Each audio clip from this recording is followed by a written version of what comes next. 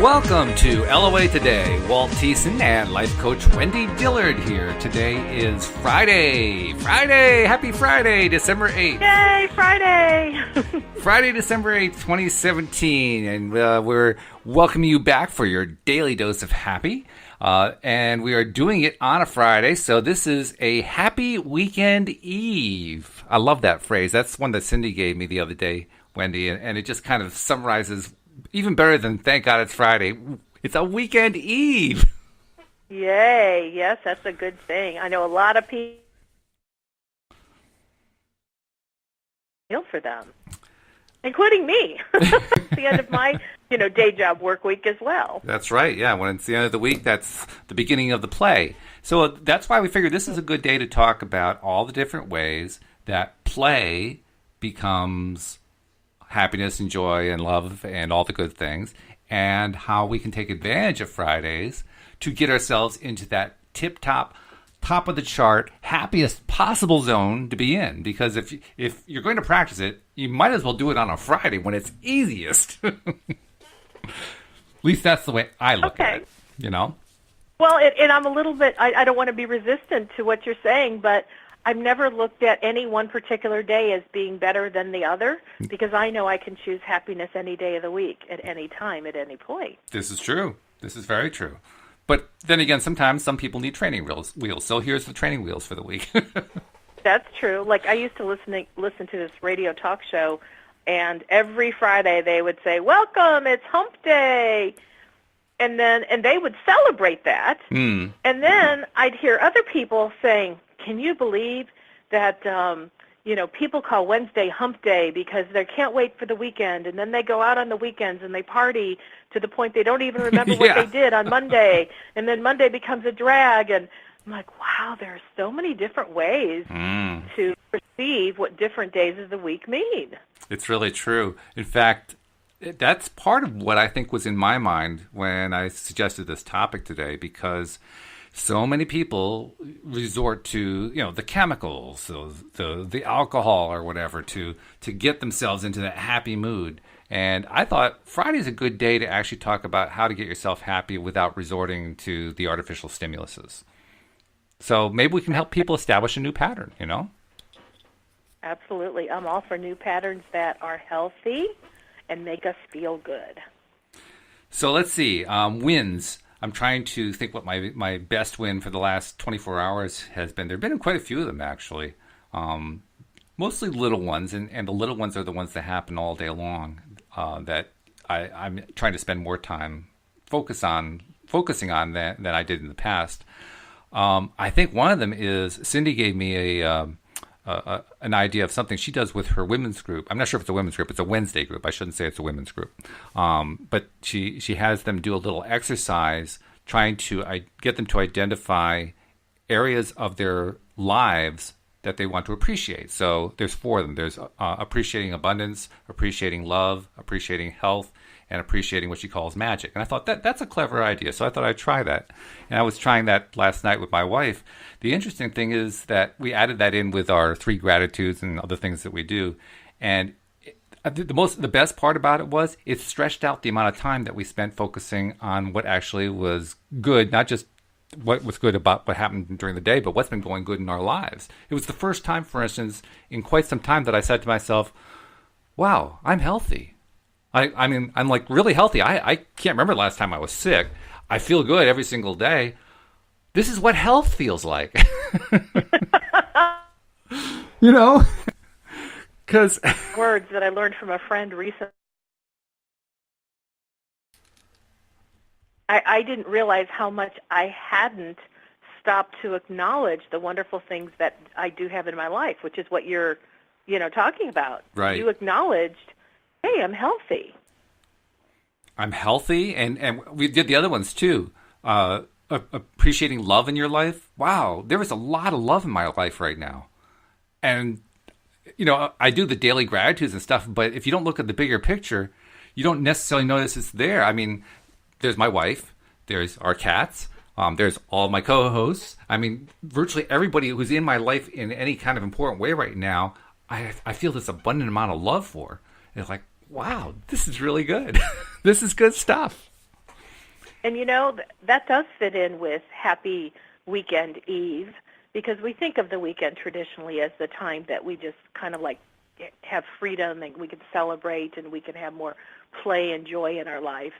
And I know we can have that every day, but we don't unless we stop and acknowledge and celebrate the moments of our life. Yes. I felt like I was going to go into a greeting card commercial. Yeah, it sounded like it, right? Well, there was a good reason why that greeting card. There's a good reason why that greeting card commercial did so well. It's because it hit on something really important. Yeah, the moments of your life. And that's right. This week I received my annual Christmas card from my sister, who she is like better than anybody I know. Her kids are now teenagers. Her son just went off to college. Every single year I get a Christmas card that has photographs of them. And so we're able to document the photos, the moments of their lives, which I think is really quite special. She's the only one in our family that does. Swap out last year's card for this one on the refrigerator. It's so important to do. It's important to not only appreciate them, but to share them. It's the sharing of the joy, a sharing of the special moments and so forth. That's probably one of the best things, for instance, that Facebook first brought to us. The ability to share with friends who are friended, on Facebook. Sharing important photos that happen in our life. I mean, some of the stuff that gets shared there is, I could do without. But when people share stuff that's really, from the heart and feels good, like, well, for instance, one of our co-hosts, Joel Elston, yesterday completed the adoption of his new son. And he shared the pictures. That's so wonderful. They had a picture of the two of them behind the judge's bench, and they had a picture of a like a kind of a hope chest kind of thing that had the son's name on it and all that. I mean, just picture after picture. It's like, oh wow, this feels so good looking at this. And that's the kind of thing that just picks up your day.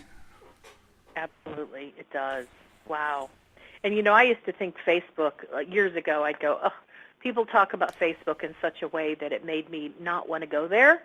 Yeah. Because it was just silly and things that, were kind of wasteful. But I have to tell you, sometimes I lie in bed when I'm trying to just kind of bring my energy down so that I can begin to lull myself into a state of restfulness. And I'll go through my Facebook feed, which I used to never do. And it allows me to connect with people I haven't thought about in a long time. Yeah. It lets me see their pictures.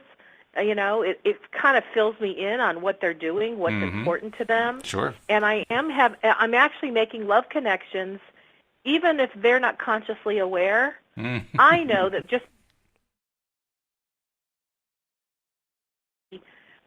we're making an energetic connection. Yes. And it doesn't matter to me whether someone's consciously aware or not. I know I'm doing it, and it feels good to me.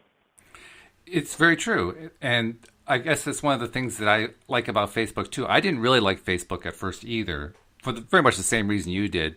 And early on for me, it was really bad because this was before I was really getting a handle on my own, how to make myself happy, how to get myself into a happy zone realm. And at that point, I was putting out a lot of negativity. So you can imagine the kind of negativity I was getting back on Facebook. It was not a happy thing. And then I discovered that wonderful little feature that says, don't follow. And I realized that was actually a pretty powerful thing. So I started saying, don't follow this, don't follow that, don't follow that. Any of these negative things I don't like, don't follow, don't follow, don't follow. And an amazing thing happened. All the stuff that starts showing up on my Facebook feed now, with an occasional exception, is good. It feels good. And so it's actually fun to look at Facebook. That's a nice change. Wow. Yeah.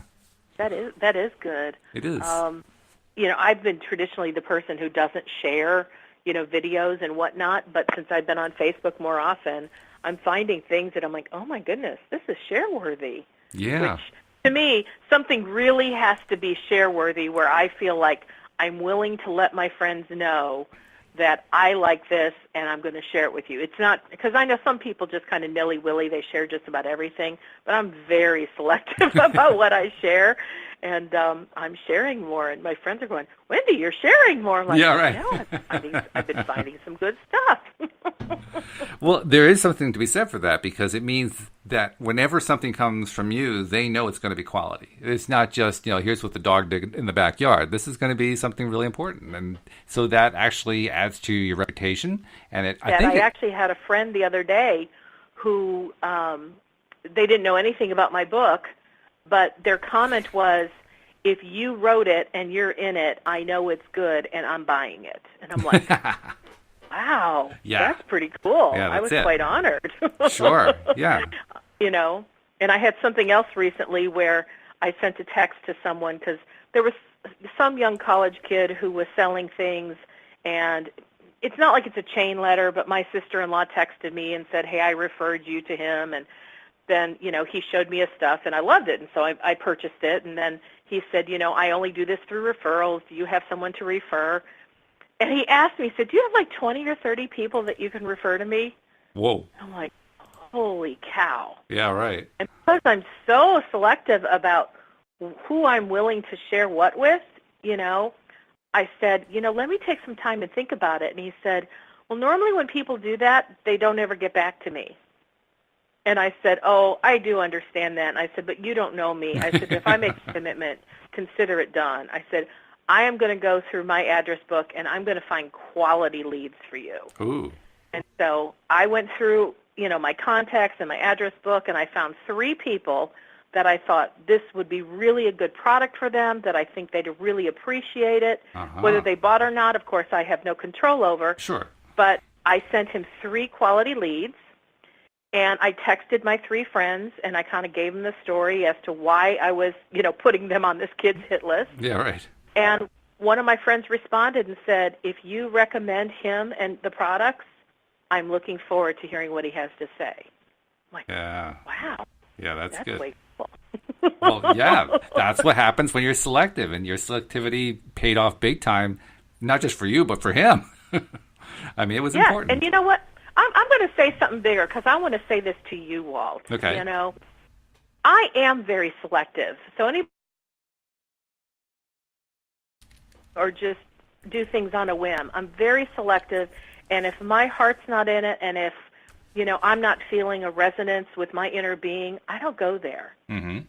But when I received the email from you saying I'm looking for co-hosts,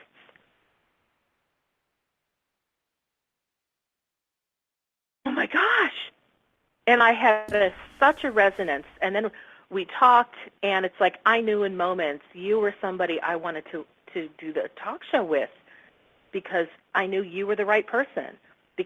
I'm saying that because I am selective, and I did select you, and I know you also selected me, which is quite an honor. But our partnership didn't happen nilly-willy. No, I don't think it did at all. I agree with you. I think it was very selective, and I am honored that you decided to say yes, you wanted to come on board. But I think it's such a cool story that the way the whole thing happened, because you were on board really faster than I thought. Faster than anyone ever has been. You were just right there. I mean, others have said, sure, they wanted to talk to me, and we arranged times to talk. But from the moment that we had our first call, within the first 5 minutes, your enthusiasm was right off the chart. And I was saying, wow, what do I have to do to get this woman onto my team?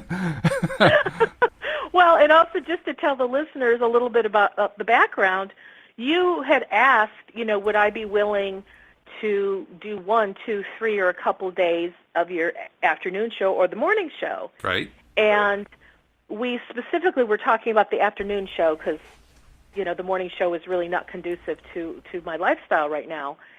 And I remember saying, I know this is going to sound a little greedy, but I want them all. Yes. I want Monday through Friday. And you're like, really? And I was doing a happy dance. Yeah, is that too greedy? And you're like, no, done.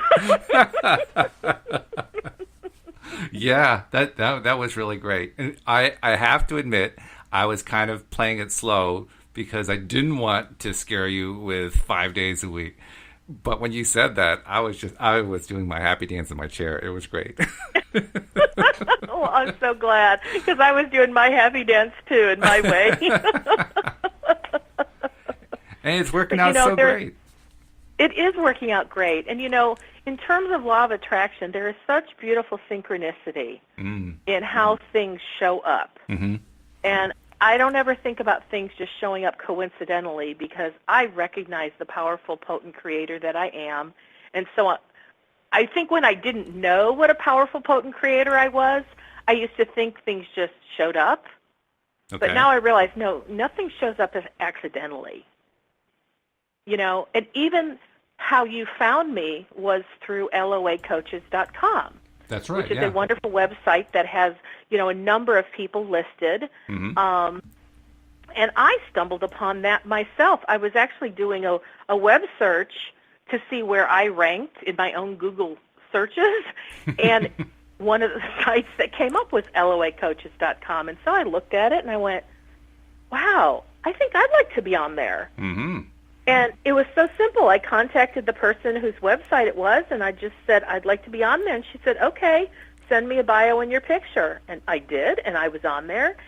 And what's fascinating is that's how you found me. Yes. You know, the same site. now, Yeah. I, of course, in my own mind was thinking, well, this is how clients will find me. Yeah, right. But when you found me, I thought, you know, I was just following the impulse that particular day, like I do most days. And part of the impulse of what felt like the right thing to do was to get on that site. Now, you know how they say hindsight is 20/20. Mm-hmm. I can look at it today and go, oh, that was one of the ways that the laws of the universe and, you know, the universe manager as a whole was orchestrating things on my behalf. Sure. And I didn't need to know what it was for. It just felt exciting to do it, so I went with it. Yeah, that's and good. I think it's very cool to know that's how you found me, it's how you found Tom, it's how you found Cindy. Oh, yeah. Yeah. In fact, you described what you were doing as a whim. I was doing mine on a whim because I had thought for some time about how I would like to expand it to make it a daily show or even twice daily show rather than a weekly show. But I wasn't really sure how to go about doing it. And so I just kind of got online and said, okay, well, you know, how would I search for somebody to come on as a co-host? And I think within like 2 searches, I just stumbled on that site. I wasn't looking specifically for that site. I didn't know the site existed. But right. but I stumbled on it. I said, coaches, well, yeah, that's a good idea. I like that idea. You know, because coaches, you know, they know their stuff. I think I was looking for somebody who had a strong law of attraction background, but I didn't really necessarily think coaches. And there we are with coaches. And I'm thinking, that's good. So I ended up contacting, I don't know, 9 or 10 people off that, including you and Tom and Cindy. And look how many people I got off of one website. That's amazing. Yeah. That is really, really amazing. I mean, I expected it was going to take weeks. So that's how you connected with your new co-host. Yeah. So now let's tell our listeners how they can connect with us. Oh, wonderful idea. Well, there are a couple ways to connect. First of all, we want to encourage you, if you have not yet done so, to subscribe to the podcast. Because when you subscribe to the podcast, you never miss an episode. If you're listening on PRN or if you're listening through Spreaker or just listening to a live broadcast, that's great, but you don't get that constant reminder that comes with having the podcast show up on your iPhone or your Android. When you're subscribed to the podcast, you get everything. Every time that we put a new podcast up, your smartphone gets updated with it. So you always have all the shows available to you, which is great, especially if you have a large listening amount of time. You can play them one after another and just give yourself like a rampage of good feeling stuff, and your daily dose of happiness becomes an overdose. Fortunately, it's a good kind of overdose. But but the other thing that we want to encourage you to do is, if you're liking what you're hearing, and I think you are, otherwise you wouldn't be listening this long, share it. Share it with friends. You're connected to people on Facebook, Twitter, Instagram, whatever your favorite social media channels are. Share the love, because that's how we're going to build up the audience. That's how we're going to reach more people. That's how we're going to spread the word that, you know, it's actually a good idea to stay positive, stay happy, stay focused on what you really want. See, and that brings us to kind of what you and I were talking offline yesterday, which is what's in it for our listeners? Why should they go to the trouble? Well, the more people who are basking in things that make them feel good, the more we are raising the consciousness level of our planet. Yes. The more we're bringing goodness to all inhabitants of the earth. And to me, there is no better thing that anybody can do than to make a positive difference in the environment in which we live. So to me, that's the reason why I want to like hit the buttons and subscribe to the podcast. I agree with you. I think it's a good reason. I think there's also a second reason. The second reason is if you're feeling good and listening to the podcast is helping you to feel good, surely you want your friends to feel good too. That's the big benefit to them. It helps them feel good. That's the whole point of doing this podcast. We want people to feel good by focusing on feeling good, which almost sounds like it's redundant, but it really isn't. Because feeling good makes you feel good, which makes you feel good. That's right. That's right. And boy, does that sound redundant. I know. I took your cue of redundancy and I went, let's pick up a redundant sentence. So with that announcement from the Department of Redundancy Department, I think we're ready. I think we're ready to move on to the next step. see, this is what it's all about.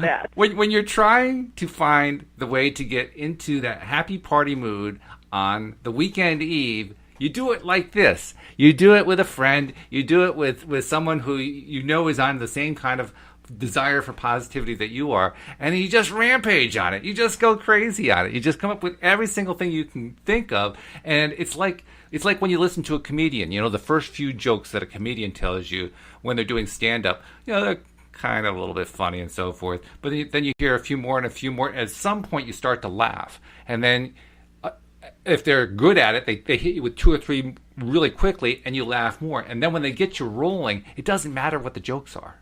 You ever notice that? That's true. With a comedian, once they get you laughing, it doesn't matter what the jokes are. They can be really dumb. I mean, you could be, if you're halfway through a comedy routine and you've been laughing along with it, and somebody comes in and they hear those jokes, they say, what are they laughing at? I mean, that's not funny at all. But because you've been rolling with it. You're describing momentum. That's right. It's momentum. That's exactly what it is. And that's what we're encouraging everybody to get into on this Friday, on this weekend eve. Get the momentum going, because that momentum, once you get going with it, you just don't want to stop. So what are the things you like to do on weekends? We do a lot of things together, and we also do things separately, but really one of our favorite things to do together is day trips. You know, just places in the area within like an hour drive or something like that. One of our most recent ones, we drove up to north of Boston, that's a bit of a trip. It's about a 2.5, 3 hour drive.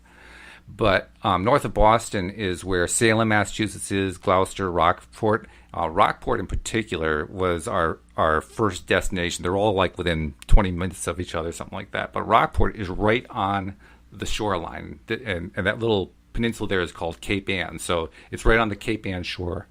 And Rockport, my wife loved, because on the pier, they have all these little shops, really quaint old shops. And anybody who loves shopping, I'm not a big shopper myself, but anybody who loves shopping would love these, because they're like every possible kind of gift store and unusual item store. I mean, everything is very unique and interesting and so forth. Plus, you're right on the ocean. The ocean is right there, so even if you're not into shops like me, I don't really care so much about the shops, but the ocean's right there, so I get something to enjoy too.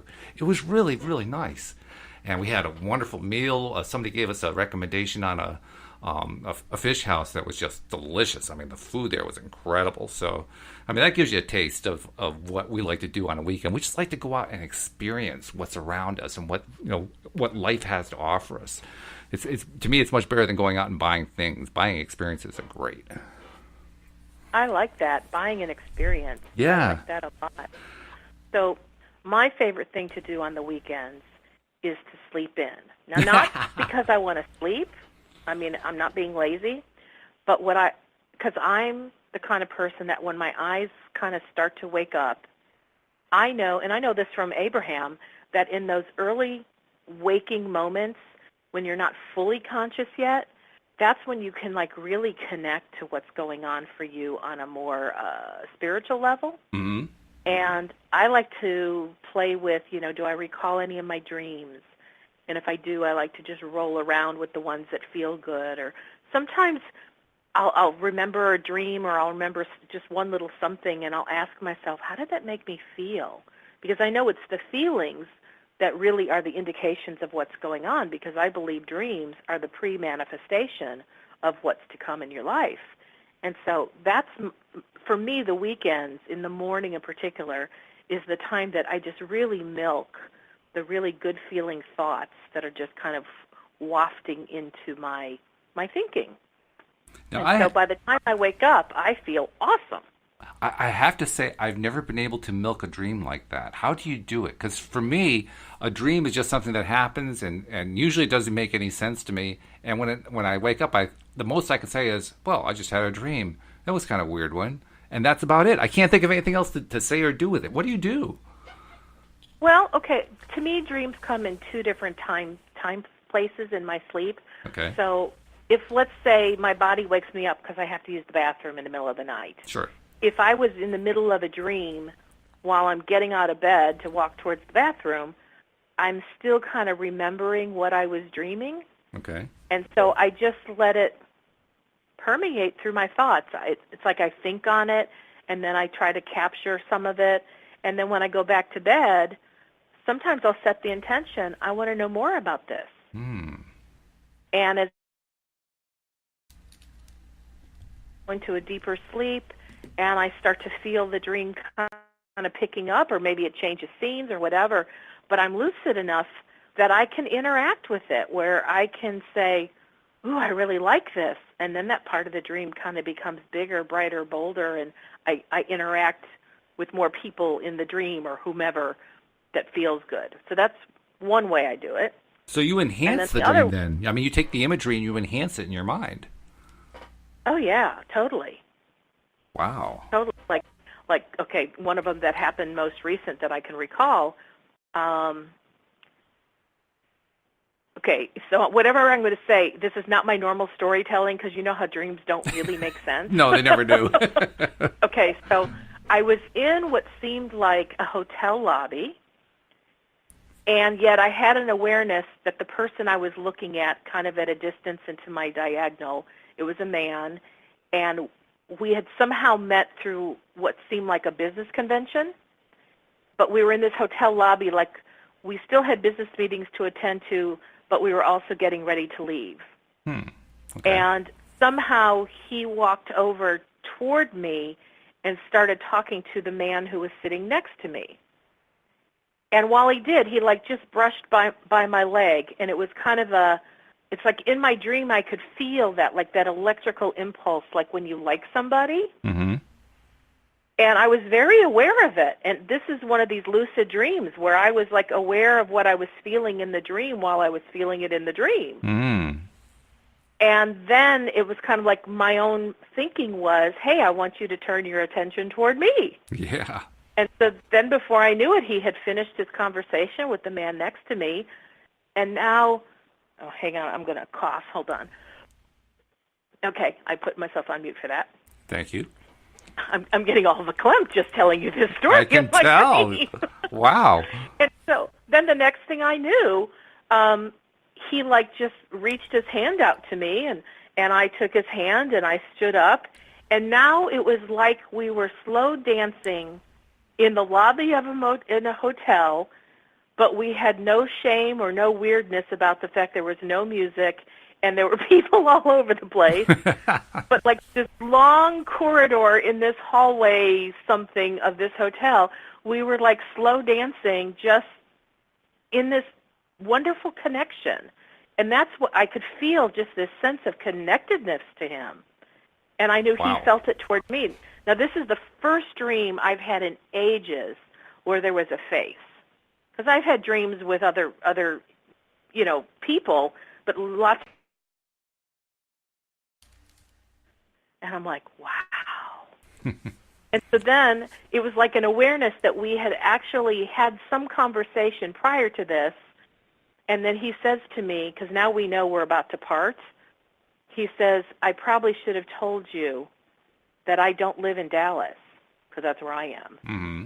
I went, oh, you must live in Philadelphia. Don't know why I knew that, but I said, and he went, dreams are amazing.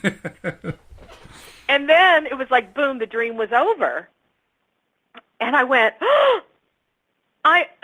this man that I was so attracted to, he's not around.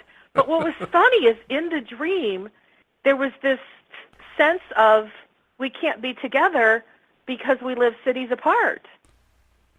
Yeah, that's So now I got to specificity. tell you, in my waking moments, I mean, I'm now wide awake. I'm downstairs in my kitchen. I'm making breakfast, and I'm thinking about this, going, something about that feels wrong. Like, how come it's I mean, we live in an age where distance has been compressed by cell phones and Skype and airplanes and all this stuff. Mm-hmm. And then it's like in that moment, I acknowledged I could be in a relationship with somebody who lives in another city because there's all sorts of ways to be the moment I acknowledge that, it's like that feeling of, I've lost him, all of a sudden dissipated. Now, what that really means in my life right now, I don't know, but my gut sense tells me that in how I've been thinking unless I meet someone who's right here in Dallas, I can't really have a relationship. And I felt like what that did is it opened me up and broadened my horizon to, it doesn't matter where the right person is for me, we can still make a connection. And that didn't all happen in the dream, but it was how I processed the dream afterwards. Yeah, that actually fits very nicely to what my impression was as you were telling that story, because I thought the same thing. It sounds like you were opening yourself up to the possibility of a longer distance relationship in a way that perhaps you hadn't done before. And you know what? Even right now, as I told it, I think it made it even more possible to me. Like, I have been really closed to the idea of having a relationship with anybody outside of Dallas. And now I'm thinking, that was stupid. Well, no, it wasn't stupid. I think what actually has happened is you recognized that you have a preference you didn't know about before. Yeah, but it's like that preference isn't hard in stone anymore. Right. It's like, yes, it's more convenient if the person lives in the same city. Oh, sure, yeah. But, it's like love is love, and it doesn't matter where it is. And I have friends all over the world that I love and adore, Mm-hmm. and distance doesn't stop that from happening. No, of course So, not. I don't know, did that kind of answer some of your questions about interacting in your dreams? Not only did it answer some questions, it created a whole bunch of new ones. Probably, it's not so much questions that are coming to my mind. What's coming to my mind right now is the fact that not only is distance not an issue in the sense that long distance doesn't have to block you from meeting somebody who could be very important in your life, but simultaneously, short distance, being nearby, is no guarantee that if you're a good fit, you're going to find each other. And I say that because my wife and I, before we met, lived within, I believe, about 1.5 miles of each other for about a 3 to 4 year period without even knowing we were there. We shopped at the same supermarket. Now, Wendy, you and I haven't actually met, so you don't have a sense of it, but I'm 6'8" tall. I'm a really tall guy. I'm the kind of guy who, in a supermarket, you can't miss. You literally can't miss me because, I'm so tall. We shopped in the same supermarket for like 4 years, more than that, I think, and never saw each other. Now, I can see perhaps having missed her because, she's average height and everybody else is average height. I can kind of see that. How could she possibly have missed me? We've never been able to figure that part out. So clearly, being nearby doesn't necessarily help. You're right, because actually when I was married, the man I married is 6'5", and we same very similar story, which is kind of ironic. Really? We lived in the same areas. We even at one time in our lives lived in the same apartment complex. Oh my! But several years apart from each other. Oh, I see. Okay. And when I met his mother, I knew her. Really? I'm like, I know we've been, because she's beautiful. I mean, stunning woman. Uh-huh. And it's like, I love looking at people who are really beautiful because that was kind of part of the fashion world, that I was in. Oh, sure. But I know I'd seen her before, and I could almost tell you what grocery stores I had seen her at. So what you're saying with you and Louise, it's like me and my ex, it's like we used to frequent the same places. So you're right. Time and distance, it's like it doesn't really matter. 'Cause no. what I know about law of attraction, law of attraction will orchestrate in a way that is absolutely perfect for the individual. And it'll orchestrate in a way that you can't predict in advance. Because Exactly. the way Louise and I met had nothing to do with where we lived. We met through a dance community that was approximately 45 minutes away. And we did it because we had a mutual friend in that community. Not that my wife was part of that community, she wasn't. But I had a friend in that community who worked with her in an office in another place that was another 45 minutes away. Distance had nothing to do with it.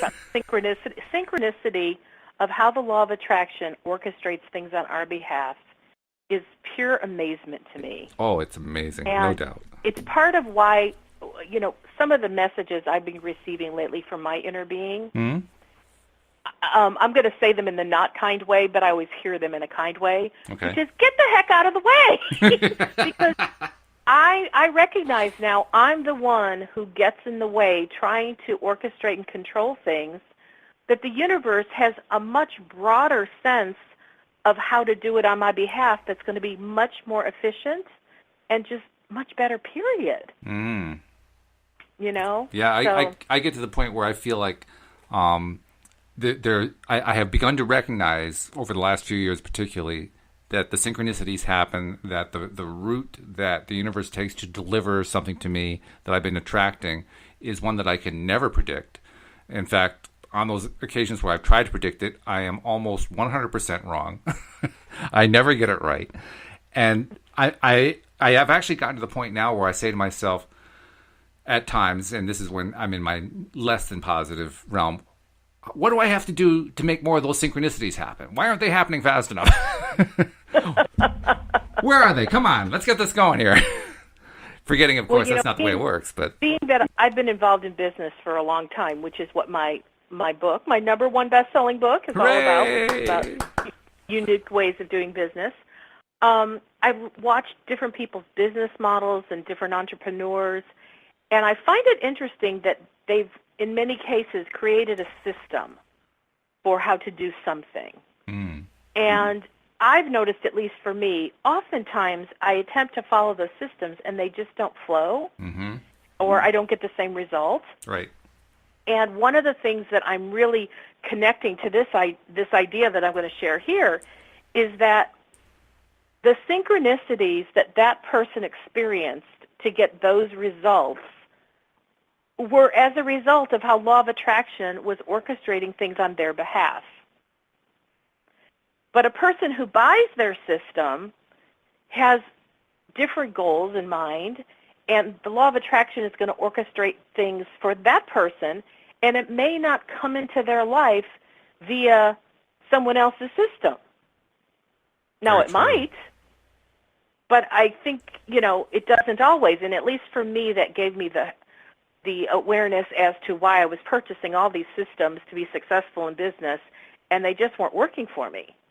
I would venture to add to that it doesn't work most of the time for most people. What makes their sales pitch work is that it does work some of the time for some of the people, so they can showcase those. But I think that's probably true for most people, that it just doesn't work because of what you said, because it doesn't match their own synchronicities, what's happening in their own lives. Exactly. Yeah. And so, like, if I had one message ever to present to other people, it would be learn how to listen to your inner voice. Yes.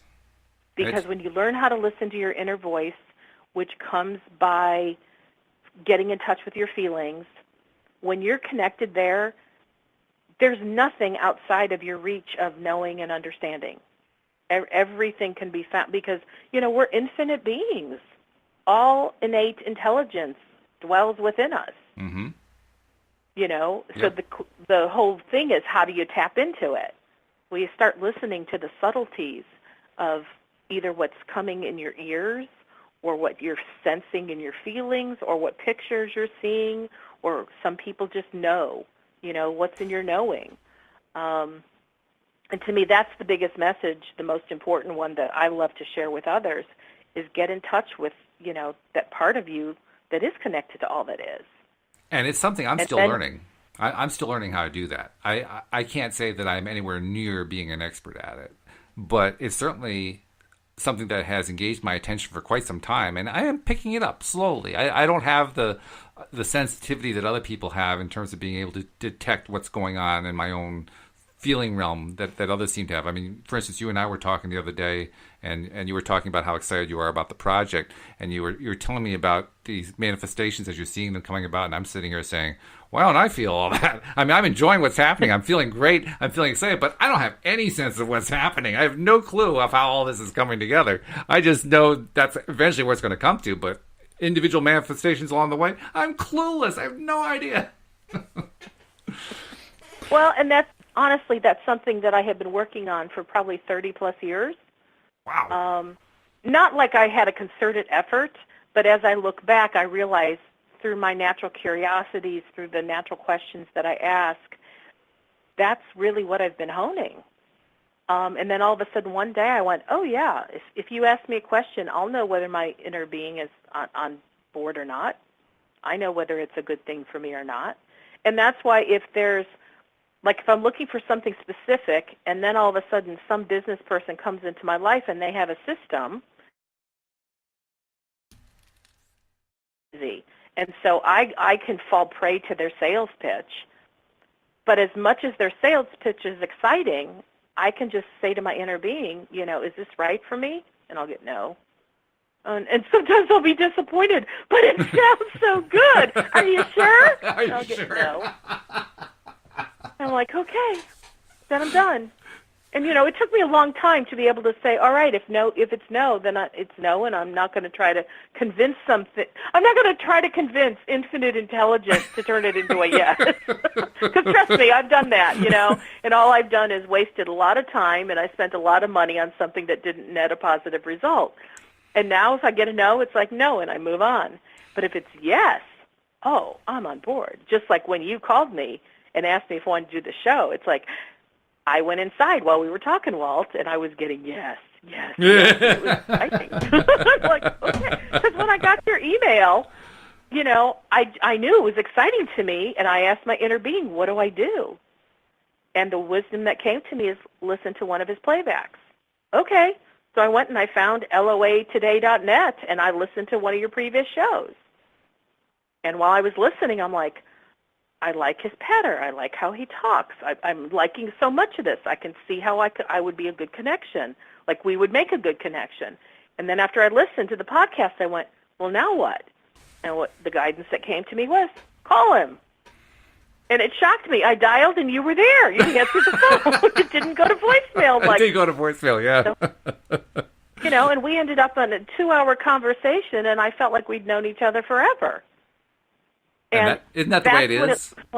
That's what it looks like for me to follow my inner guidance. Isn't that the way it is, though? When you make that connection, we talked for 2 hours, and until you said that, I didn't realize we talked for 2 hours. But you're right, we did. It was a long conversation, but it felt like it went by in a flash. Mm-hmm. It was really something. But and what I've learned is when I follow my inner guidance, mm-hmm. I'm always led to something that works for my best. For my best good. Well, it's great that you can do that. I mean, it's great that you, first of all, that you have learned how to detect it. That's the part I'm still trying to learn to do. And to be able to differentiate it from your own initiated thoughts. I mean, I'm pretty sure I'm getting that kind of guidance. I just can't tell which is which anymore. I can't tell if I initiated or it came from inside somewhere.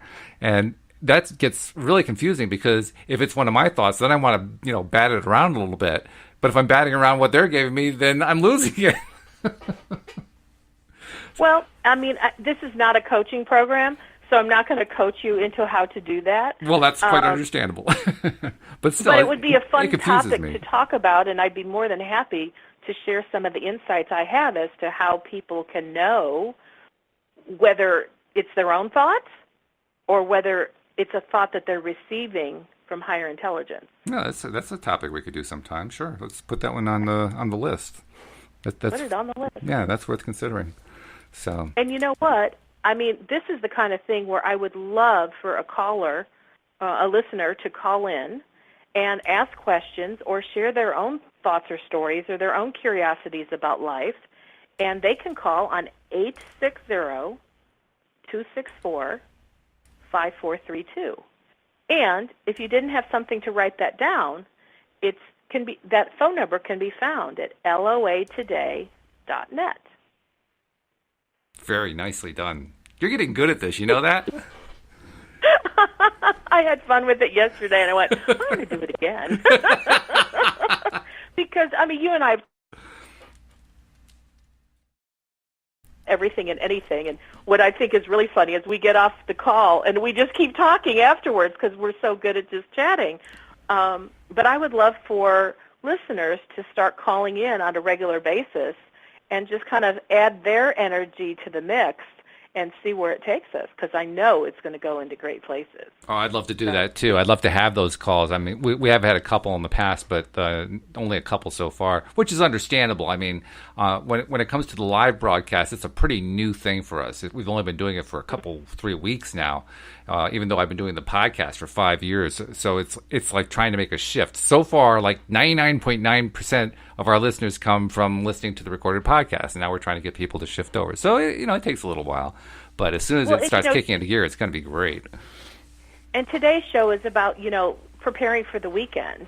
Yep. On how did you put it? Happy Weekend Eve. Right. I know for me, one of my major things that I really want to spend time on, either letting my thoughts roll and letting Law of Attraction just kind of give me thoughts and create momentum on how to do it, and or to be ready to actually start doing some online marketing and letting more of my friends, I mean, I've been getting the word out little by little that I'm doing this show, but I'd like to get the word out in a greater way, just like my book launch on Monday just really went like crazy in terms of getting so much reach. That's what Facebook is all about, is That's like right. What's your reach? Yeah. And what I was posting and all the other people were posting about the book got incredible reach, which is how we got to number one, internationally. But I want to start doing that for our show, and that's my plan for the weekend, is to spend some time just thinking about how I can send it out in a message, and even start to do it where it's periodic to get it into people's news feeds. Because I think the thought of putting happy into people's lives is so important. And I truly cannot think of anything more valuable I can do with my life here on earth than to help encourage, inspire, and allow other people to feel the goodness of who they really are. I love it. I mean, obviously, we know between the two of us, this is a conversation that we started offline. Now you're bringing it online. I'm glad you're doing that, because it certainly helps to bring in the energy of listeners as well, to try to make all this stuff happen. Because you and I were talking about, and I've been broaching it to the other co-hosts too. They like the idea too. We've been talking about the idea of, can we do something like that book launch that you had, which was so successful at getting this book that you and some 20, how many authors were involved in that? I don't even remember how many there were. 21 authors. 21 authors. So 21 of you all got together, combined your social media reach, and at the same time, you took this book that you'd all contributed to, and you put it out there, and boom, it shot up to the top of the rankings at Amazon.com. I mean, that's quite an achievement. And that's what made us think, wow, what can we do like that with LOA Today? So now you're bringing me on the air. I think it's great. I think it's wonderful. Maybe, who knows, maybe there's a listener who's going to say, well, I got an idea, and they're going to contact us and say, why don't you try doing this? Absolutely. And, I know that I have some friends that are regular listeners, and they haven't called in yet either, but I'm trying to nudge them, in a private way, saying, call in. Hint, hint. So, Louise, if you're listening, Louise, call in. And if she's not listening today, I'm going to say, go back and listen to the replay, because I put your name out there a couple times, Miss Louise. That's right. Oh, that's funny. That's the name of your wife. So this is not to be confused with your wife. I'm calling my friend who lives in Canada, Louise. And Louise, or Lou as she likes to designate herself, she has tried to reach us. We've got to give her some credit, because she has posted a couple times to the chat. And unfortunately, when she did that, she did it at a time that I didn't know where the chat was on my board. I didn't realize where the panel was. And I've since found it. So Lou, if you want to try again, I'll see it. I promise you I'll see it this time. It's open. It's there. And anyone else who wants to take advantage of it, it's right on the player. If you're listening live, there's a little icon there. It looks like a cartoon balloon, the talk balloon where they put the words in. It looks just like that. Click that. That's the chat feature. You can send a message and we'll see it during the broadcast. But yeah, absolutely. Would love to have people call in. I mean, when we start getting people calling on a regular basis, Wendy, this show has been so fun so far. It's going to be like, 10 times more fun? Absolutely. Something like that? Because if you and I spent less time talking on a specific topic and had callers that wanted to add to the conversation, I believe that our topic would be so much more enriched. I mean, I think it's pretty cool right now. It is. But, I mean, we would add so many more dimensions because, you have had your life experiences and I've had my life experiences. But if you add in all the millions of people that could possibly be joining our calls and we add their life experiences, that to me is the ultimate multiplication factor, and it gets the word out. Any idea, can be the very spark that one of our callers, or one of our listeners could hear, and it could change the whole direction of their life. Plus everybody else is listening to it. Yeah, and it's like, it's not just you or I that have all the wisdom. We don't obtain everything or have everything. But I believe there is so much wisdom within our, human community that, you, Walt, have created a forum, and I've jumped on board with you so that, we can exponentialize this platform we're on. Nice word. And bring more joy and more happiness to the planet that we live on, and more importantly, to our everyday lives. Exponentialize. I like that. I mean, I don't know where that word came from, but that's like a new adjective to add to the list. That's a good one. Oh, that's one of my favorite. I like to talk about exponentializing, Okay. and I don't know if it's a real word or if I made it up, but I don't care. Yeah, I love to exponentialize. Yeah, really nice, really, really nice. But I agree with you. That's exactly right. In fact, I'm remembering one of those calls that did come. It was very early on, one of the first few weeks that we were trying this. And it was a week, actually, when I was supposed to be doing the podcast with David on Sunday. And David, unfortunately, had to bow out that day because his very sick dog was about to pass, and obviously he needed to go deal with that.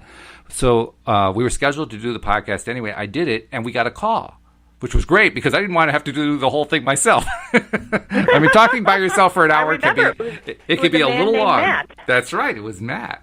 And it turned into the most wonderful conversation, one that was completely outside anything that I thought about doing that particular day. But what a conversation we had. He brought his own really interesting and fascinating energy. I mean, this is a guy who's doing so well. He was calling because he was looking for a little extra encouragement to feel good about an apartment that he's trying to rent in Central Park South in Manhattan, one of the most desirable neighborhoods in New York City. I'm thinking, he's calling my show? What? Well, and what I remember when I listened to that playback was how after a few minutes, I think the way many people would think from a space of humility, like, oh, I should not keep you. I'm sure other people want to call in. And you said, look, there's nobody else calling in at the moment. Please feel free to stay. Right. And once he did, it's like he opened up and he started sharing all sorts of wisdom that I thought was most magnificent. And I was so grateful that you encouraged him to no, share what you have to say. And he did. And I'm like, see, that's an example of how all the wisdom is not in the room, meaning the people who are hosting the show. Oh, absolutely. Oh, yes. There was great wisdom and encouragement. And I was thinking, oh, my goodness, if somebody else is listening to him, I think they'd be so inspired by what he's saying. I was inspired. I mean, I was just sitting there with my mouth hanging open, trying to stay intelligent and remember that I'm the host of the show. That's so great.